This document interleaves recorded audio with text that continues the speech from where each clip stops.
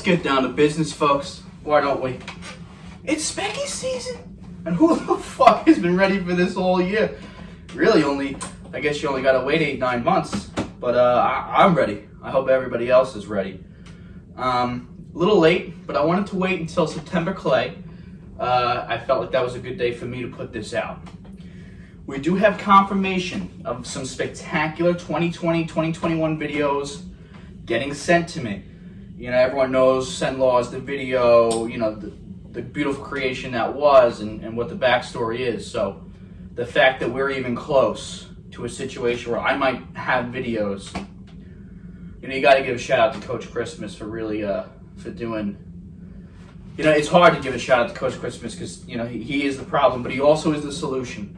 You know, so shout out to problems and solutions. Okay, shout out to him. Shout out to him. But let's take a deep dive for a hot sec into last year. Could I just get a round of applause if we thought it was the greatest fucking spectacular of all time? Let's hear it.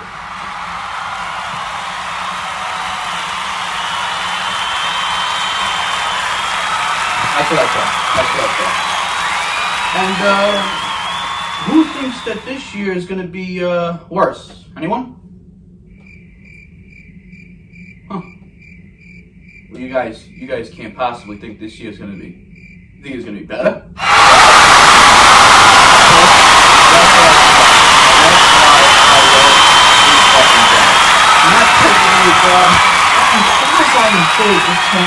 Just got off the phone with this year's mouthpiece, Franklin Gregorius. Wonderful guy, really.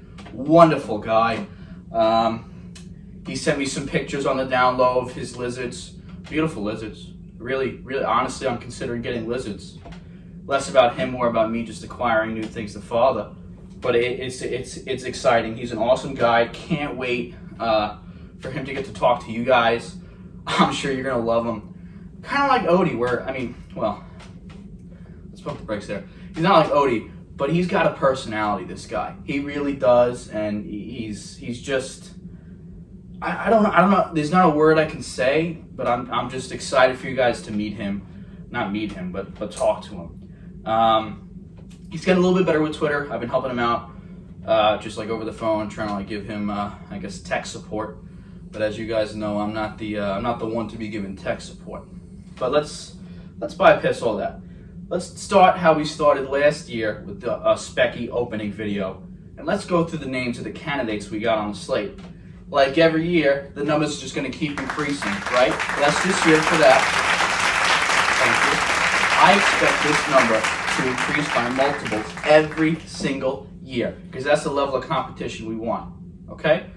Not going to lie, we got 15 names this year. 15 names that I think are possibility. Well, not that I think. The committee has said to me, these are people we've identified as possible candidates for this year's Spectacular. Let's start off with some obvious guys. Coach fucking Christmas, okay? Ezekiel Wigatow. Jingle bombs, if you may. Big Daddy Christmas. We don't know if we're going to go Merry Mobster. We don't know if we're going to get Red Nose Rub, you know, Wreathy Rub. Who the fuck? It'll probably be in a letter to come out after the letter. I assume he'll release that to let us know he's going to release that. But it's going to come, is what I'm going to tell you. The name drop is going to come. We got Snowflake Smitty Christmas Cock. We got Mistletoe Matt. Who am I missing? Yuletide, Yosef, Polar Bear, Lawsy. Mistletoe Matt. Who's excited for Mistletoe Matt? I mean, that's a fucking exciting prospect if I've ever seen one. We got Mike Johnson, okay? Merry Magic Mike. I need everyone that's watching this video now to do me a favor.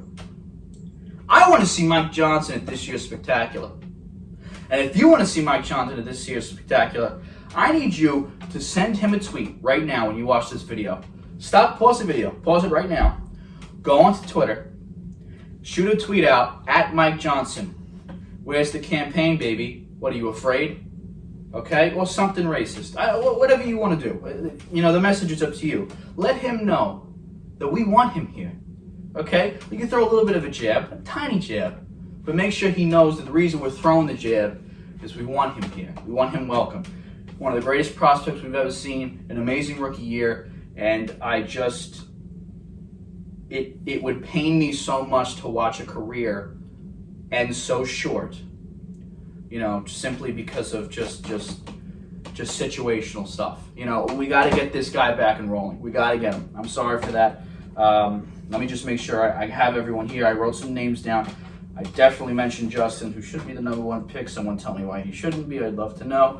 And then let's get to some of the lesser-known players. Sean Meyer.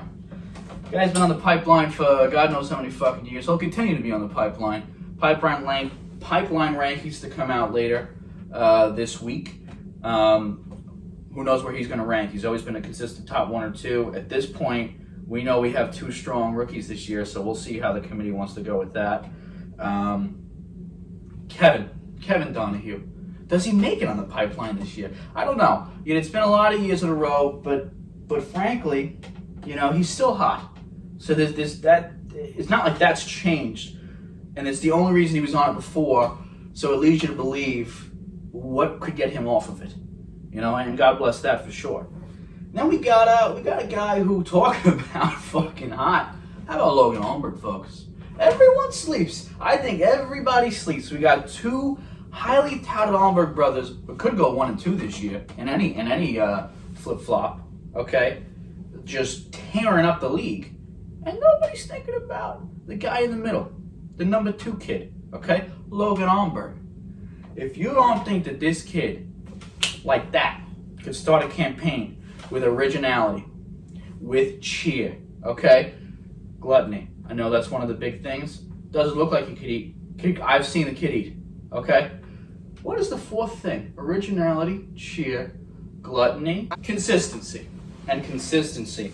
That one could be tough. I feel like that could be tough because he's just way too cool to everybody, frankly. But I don't got to say much about Logan. You know, if he wanted to, in a heartbeat, it could be top 3. And, you might be thinking to yourself, Dan, that's 12. Well, you're good at counting. Number 13. How about El Drago Loco? Okay, I see in the next 2 or 3 years this kid becoming what Matt is now. Okay, you got to have the vision for this stuff.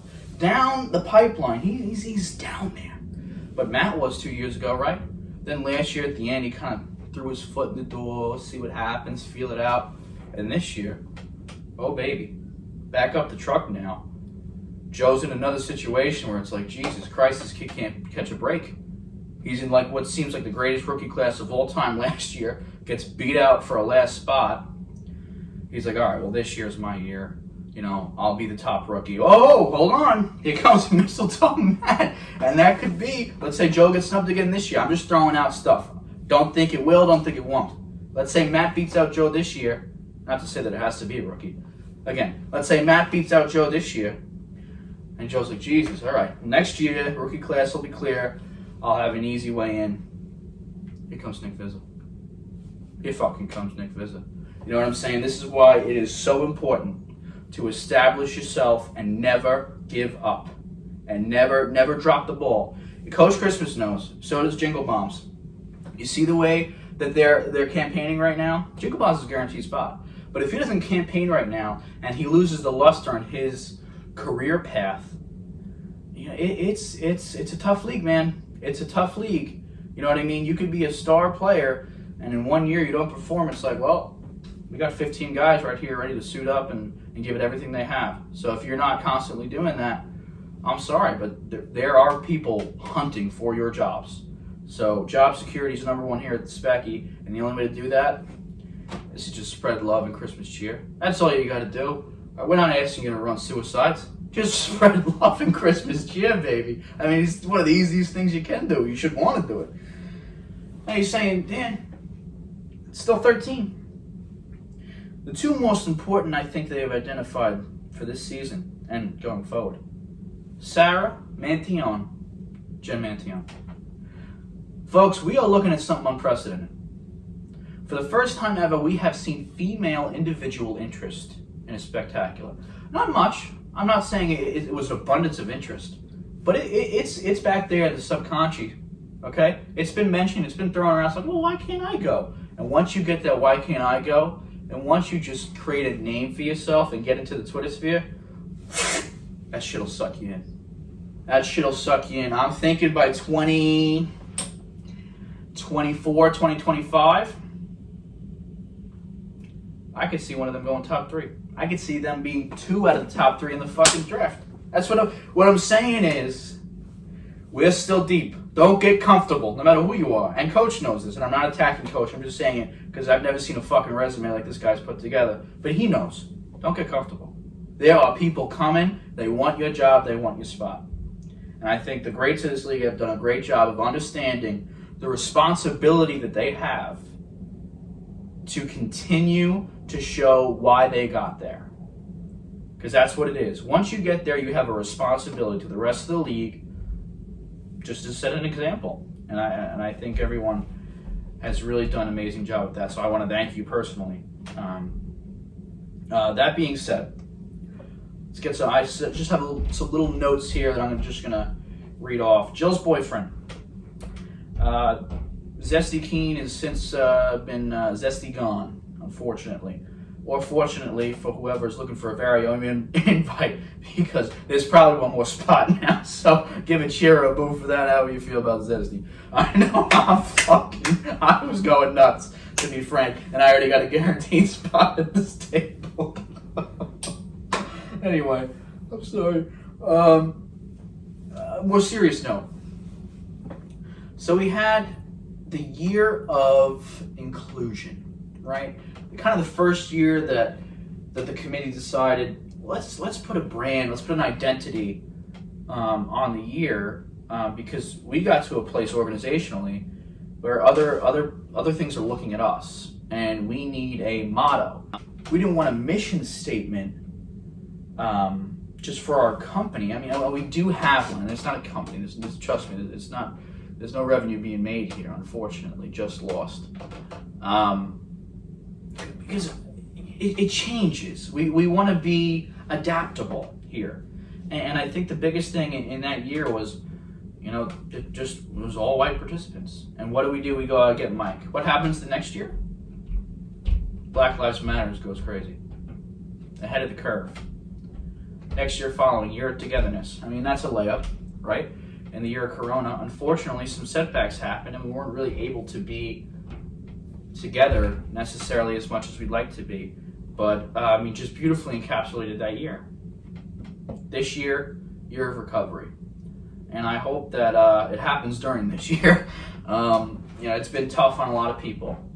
If you haven't seen the website, please go check it out and read, because I think it would be positive for your campaigns if you understood what the committee is looking for and the mission we're trying to get out there this year for the Christmas Spectacular.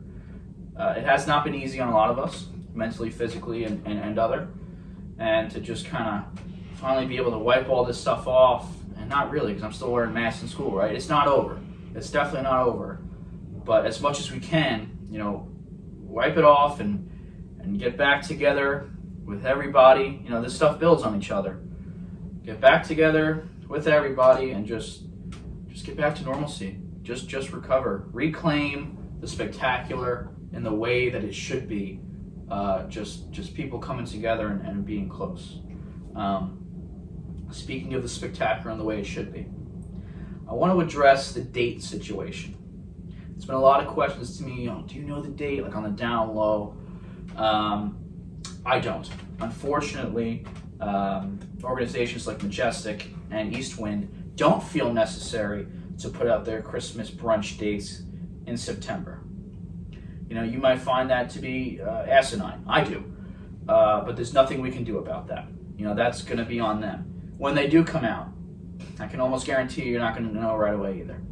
That's asinine as well. But listen, this is a league. We need media, we need coverage, we need hype, we need storylines. And if you're asking me, it's probably not going to come out till pretty late, because it's going to be one of the biggest storylines this year. I'm sorry, I know it's annoying, but for the betterment of the league, I think that's the way it's going to go. But I love the conversations. I love everyone's opinions. Keep throwing it out there. However, what I'll say, my opinion, and I've heard both sides of the coin, the Specky is a historic organization, a historic franchise. And that doesn't mean that they don't recognize that they'd be nothing without the players, because they wouldn't be. They just absolutely would not be anything without you guys. You guys are what makes this thing go. You're what makes this thing as great as it is. However, I'm going to give you an example like the Packers, let's just say. You know, the Packers wouldn't have built their stadium or be as big as they are without their fans, right? The fans are what generate revenue. However, if you want to become a season ticket holder for the Packers, there's like a 35-year wait list. That doesn't mean they don't appreciate them. But listen, there's 10 million people behind you that feel the same way and want to get into this thing. So if it's at Majestic Gardens, and it's not like, oh, fuck Zeke and Liam. It's like, listen, the Spectacular is much bigger than any individual player. And if that hurts you, I'm sorry, but it's just the case. You know what I mean? So if it's at Majestic, it's because that's the Specky, and that's the decision the committee wants to make, and they want to continue the path of tradition. And all that's going to do is open it up to new candidates. It's not like there isn't 5 or 6 other people, I'm not going to say that are just as good, and we don't know who's going to be the cream of the crop this year anyway. But not 5 or 6 people ready to step up and take that role. You know what I mean? So that's all I'm going to put out there. Packers aren't going to move to Dallas because they got so many Green Bay Packers fans in Dallas. If you want to watch the Packers, you're going to fucking fly to Green Bay. Okay? It's just how it is, unfortunately. That being said, move on to another topic. Podcast dates. 2 dates have been identified, October 3rd and November 7th. They're both Sundays. The first podcast will be October 3rd. Second podcast, November 7th. These should be amazing. First podcast, again, just as last year's and years prior, will be a little bit of a recap on last year, how we feel about stuff, get some new flow of ideas, some suggestions, some objections, stuff like that. And I guess a recap, considering our campaigns have started a month earlier this year, we'll have a whole month of campaigning to recap. But I don't think we need to go crazy on the campaign talk too much. Again, we're about a week or 2 out from that anyway. Some people haven't started them. But I'm not going to go crazy at people who haven't started their campaigns before October 1st. You know, I know you want to keep pushing the progressiveness, but I mean, it was definitely, it was a reach this year to make it as long as it is. And we know there's still a lot of time down the stretch. Obviously say something like, yo, where the fuck is the campaign at, bro? But don't think you're out of it is all I'm going to say. You saw what I saw what Franklin tweeted the other day, that huge comeback by football, and that's not by mistake. You know what I mean? That's to everybody out there that either hasn't started their campaign or will not have started their campaign by October 1st, or people like Matt, Sarah, Logan, Kevin. Like, you think you're out of it, you never are. And if you wanna know about how that story ends, talk to Lars. Okay, give him a call, ask him if he thought he had a shot, 3 years ago, and see where he is today, competing for a number 1 draft pick. And one last thing, I'm just going to mention it out there. Franklin, again, I guess alluded to this the other day, and I was interested to see. I went back and checked the stats after I read his tweet. Rob, Cal, and Leif. I mean, for Leif, what does it fucking matter? This guy's just fucking jizzing all over the league. But for Rob and Cal, their 2017-2018 year just came off the books. Okay, and I know that doesn't sound like a lot, especially if you're like a rookie or someone who doesn't understand what the stats are. But, you might not like the stats, but you need to familiarize yourself with them. You know what I mean? At the end of the day, it doesn't matter what you like, because you're not the one making any decisions. Not that the stats are the only thing that they look at, but I would take a look at what 2017, 2018 coming off the books is going to do for those 2 veterans. Because Franklin's right. They have double the chance of making it this year. Cal almost made it last year if he didn't drop out. They had a 5.5 performance grade, I think, or 6, something like that. Whatever you get for being drafted but not attending. Like I said, Leif as well. And that's off the books now. So Leif's last 3 years is, pretty much 3 A's, 2 A's and an A+, or some shit like that. And Rob and Cal both have now put up 3 solid performance grade years. Now, ADP is what it is. It doesn't matter where you get drafted. It's how you perform in the Specky. And Rob and Cal have put up 3 solid performances. Their overall grade, if you add up those 3 and get the average, I mean, they're pretty close with cats like Liam right now. I'm just throwing that out there. You do the math yourself. There's a reason I don't put up seasonal performance grade like 3-year average, like basically what your slate is because if you want to do the math and see where you're at, take a look at where you're at. And it's a decent indicator, of potential draft position. Obviously, there's 100 other factors, including campaign and just overall feel and like what they, I don't know what goes on in their fucking meetings. But clearly it's not just that, because other drafts before have not followed that. But to a certain degree, it certainly matters because it's a predictive analysis of the future, your past 3 performances. So definitely take a look at that. Yeah, I'm just saying, don't count out the vets. Coach, I hope you go on a whole, I love the vets post because everyone's going for the rookies now, and as they should. We need fresh blood every year. You've seen what it's done for the league, and that's why the committee has been committed to to drafting a new rookie every year. You've seen it happen. There's a reason they do it. It works, and it gets the vets to keep moving along and keeps the league fresh. But these vets, baby, these vets are almost like rookies again now, okay? I feel like they need another shot because they haven't been in a while. It's only a year, I guess, but it feels like a while where they've had like a real shot. So, Rob and Cal, I want to see you guys invigorated because your slate, if you campaign well, you might be surprised at who's on the outside looking in, really. But that's all I'll say. Listen, I'm so glad you guys are here for another Specky, all 15 of you, whether you watch this or not. This is my favorite time of year, these 2-3 months. It's just so joyful. It really is. And the one thing I want to say before I end this is I am so proud of everyone. There's one thing, one of the 4 main attributes we look for the pipeline for prospects that everyone from veteran to prospect has just blown out of proportion. And in my opinion, well, really 2 things, and they're kind of combined, is the most important 2 things that we have: originality and cheer. Everyone has their own different thing now. Everyone. Liam's got a fucking logo.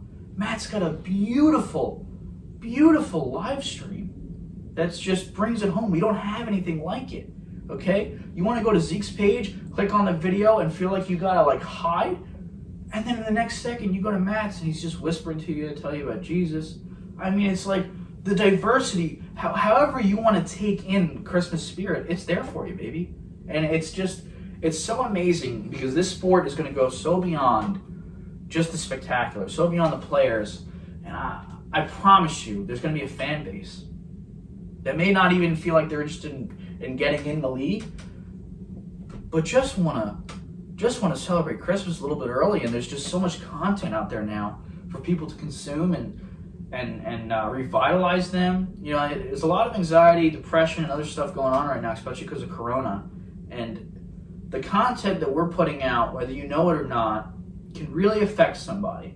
Because some of it's comedy, and some of it's just uplifting, but none of it's awful. And that's the amazing part. So I want to thank everyone doing this. You might be doing it for selfish reasons, but I want you to know that even if no one else is watching and getting anything from it, I am. So you can know that at least I am. So thank you so much for everyone pumping out content and spreading the Christmas cheer. It touches more people than you could ever imagine, and I mean that seriously. So let's get back to recovering, okay? Let's get this year fucking going. 2021, 2022, who the fuck is ready for the greatest spectacular of all time? Let's get it going, baby.